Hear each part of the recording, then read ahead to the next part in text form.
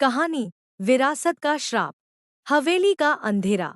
राजस्थान के एक छोटे से गांव में एक पुरानी हवेली थी।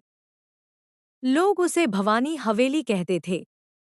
बाहर से देखने में वह हवेली शाही लगती थी, लेकिन अंदर का सन्नाटा किसी कब्रिस्तान से कम नहीं था।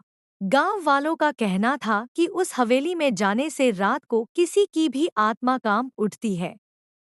मगर हवेली में रहने वाली भवानी देवी बड़ी शान से कहती, ये सब अंधविश्वास है। हमारी हवेली में कोई भूत प्रेत नहीं।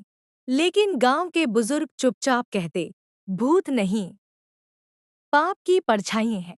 नई बहू का आगमन। भवानी देवी का बेटा सुरेश शहर में नौकरी करता था। उसकी शादी पास के ही गांव की रीमा से हुई। रीमा बहुत भोली भाली और संस्कारी लड़की थी। जब वह पहली बार हवेली में आई तो उसने सोचा, ये हवेली कितनी बड़ी और सुंदर है। लेकिन रीमा को जल्द ही महसूस हुआ कि हवेली की खूबसूरती सिर्फ ऊपर से थी, अंदर छिपा था अंधेरा। सास की क्रूरता। भवानी देवी बहुत सख्त मिजाज औरत थी। उसे अपनी बहू से कभी खुशी नहीं मिलती थी। अगर रीमा अच्छा खाना बनाती तो कहती, नमक ज्यादा है। अगर रीमा झाड़ू लगाती तो कहती, कोनों में धूल है। अगर रीमा थकी हुई बैठ जाती तो कहती, बहुएं आराम के लिए नहीं, काम के लिए आती हैं। रीमा हर बार चुप रह जाती। उसके मन में डर बैठ गया था कि कहीं सास उसे घर से निकाल न दे। हवेली की पहली आहट। शादी के कुछ ही दिनों बाद रीमा ने अजीब चीजें नोटिस की। रात को अचानक किसी के कदमों की आहट, खिड़की पर किसी औरत की परछाई, कुएं के पास धीमी धीमी रोने की आवाज। रीमा ने डरकर अपनी सास से कहा, माँ जी, मुझे लगता है इस हवेली में कोई है। भवानी देवी हंसते हुए बोली, पगली, तू बहू है या बच्ची? यहाँ कोई नहीं है। अगर डर लग रहा है तो काम कर, डर अपने आप भाग जाएगा। रीमा ने मजबूरी में चुप्पी साध ली। हवेली का कुआं। हवेली के आंगन में एक पुराना कुआं था। वह गहरे पत्थरों से बना था और उसकी दीवारों पर काई जमी हुई थी। गांव वाले उस कुएं से पानी लेने से भी डरते थे। रीमा को जब भी वहां जाना पड़ता, उसकी रूह कांप जाती। ऐसा लगता जैसे कुएं के अंदर कोई निगाहें उसे देख रही हों।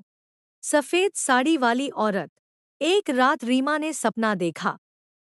सपने में कुएं से एक औरत निकली, लंबी चोटी, सफेद साड़ी और चेहरे पर काली परछाई।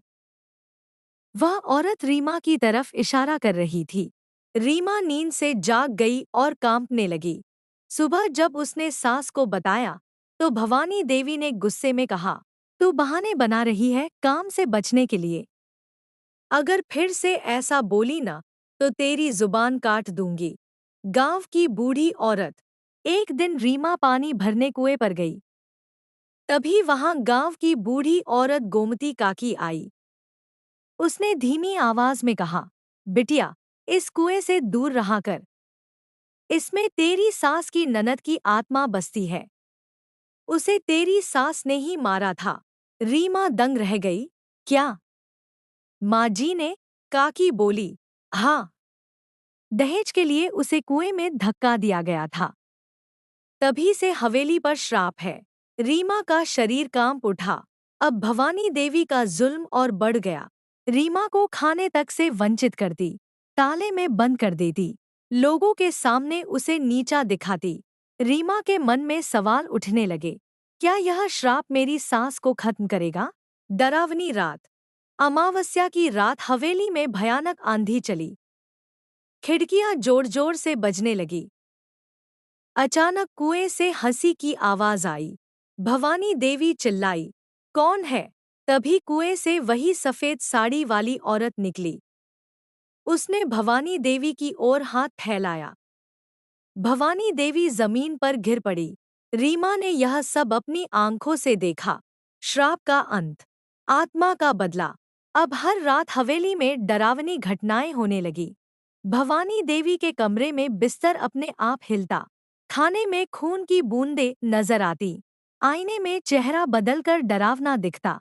भवानी देवी डरकर चीखती, कौन है? मुझे क्यों सताती हो? तभी कुएं से आवाज आई, तूने मुझे मारा था भवानी। अब तेरा समय आ गया। एक रात हवेली के सारे दरवाजे अपने आप बंद हो गए। हवेली कांपने लगी। रीमा मंदिर के पास बैठी प्रार्थना कर रही थी। भवानी देवी कुएं के पास खड़ी थी और अचानक वही आत्मा प्रकट हुई। उसके लंबे नाखूनों से खून टपक रहा था। भवानी देवी चिल्लाई, कौन है? तभी कुएं से वही सफेद साड़ी वाली औरत निकली। उसने भवानी देवी की ओर हाथ फैलाया। भवानी देवी जमीन पर गिर पड़ी। रीमा ने यह सब अपनी आंखों से देखा। श्राप का अंत, आत्मा का बदला। अब हर रात हवेली में डरावनी घटनाएं होने लगी।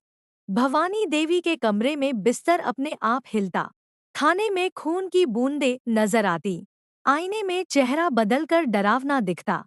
भवानी देवी डरकर चीखती, कौन है? मुझे क्यों सताती हो?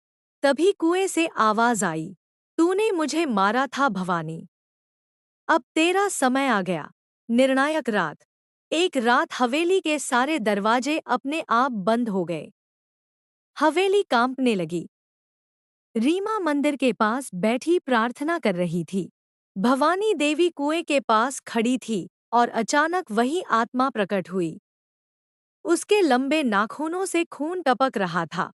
वह भवानी देवी को पकड़कर घसीटने लगी। भवानी देवी चिल्लाई, रीमा, मुझे बचा ले। मैं मानती हूँ मैंने पाप किया। रीमा डरी हुई थी, लेकिन उसने आंखें बंद कर ली। आत्मा ने भवानी देवी को कुएं में धक्का दे दिया। भवानी देवी की चीख हवेली में गूंजी और फिर सन्नाटा छा गया। श्राप का अंत। भवानी देवी के मरने के बाद हवेली में शांति आ गई। अब रीमा को कोई परछाई नहीं दिखती थी। गांव वालों का कहना था कि हवेली का श्राप खत्म हो गया।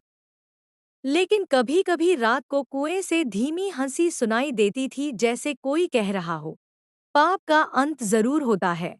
यह कहानी हमें सिखाती है कि अत्याचार का अंत कभी अच्छा नहीं होता। भवानी देवी ने अपनी बहू को सताया और उसका अंजाम खुद उसकी मौत बन गया।